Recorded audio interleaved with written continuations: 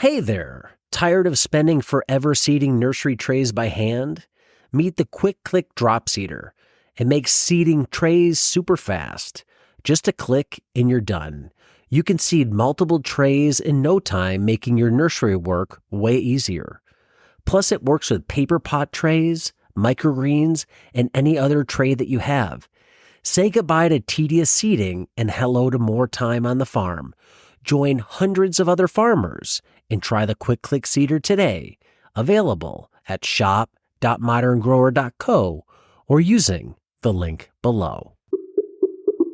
You have to go back way, way back in time when the American plains were inhabited by megafauna grazing. If you eliminated the dung beetle without a substitute, do you think you'd have those conditions? Was that a vital component in the system to help the grass grow, which fed the megafauna to keep them going? Oh, absolutely. I think for in almost all of these natural ecological systems, my goodness, insects are playing a part in some way. Oftentimes, they might be one of the key cogs getting the balls rolling. So, in any of those systems, where you have those large herds of animals that were moving along the plains, munching on the grass behind the dung that then they left behind, they stomped on it, they partially mixed it into the soil, but without that community of insects in over hundreds or thousands of years, I'm sure the composition of those communities have shifted. The dung beetles that we were finding in South Dakota, there was a mix of some species that were known to be native to North America. Some were introduced European species, whether it be delivered or just in the colonial times. There were hitchhikers of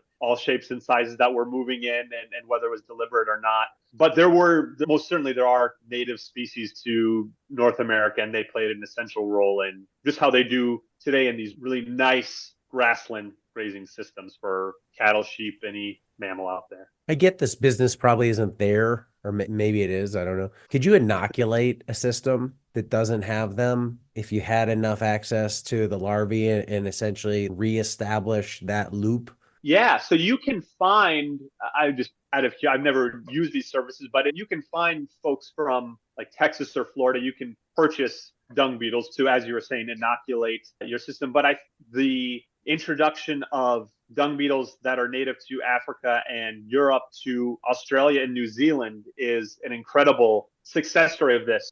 If you think of the large fauna of Australia, they're so unique because it's marsupials. So there's totally different biology. There aren't sheep, cattle, deer, anything like that. And so as those colonies were established, and what it started as and what we still think of now as a really big commodity is sheep and cattle out there, right? And because sheep dung and the digestive system of these animals was totally different than any other animal that lived out there, they didn't have this dung beetle community to break it apart. And so these growers had this incredible problem with pasture fouling in the early 1940s, 50s, 60s. And it was work of bringing in by the crate load these dung beetle species that they brought in from Africa, from Europe, to do just that, to fill this niche of dung breakdown, to break apart dung pats, to allow this bioturbation that they didn't have in Australia and New Zealand. That's an incredible success story. Probably the only reason that the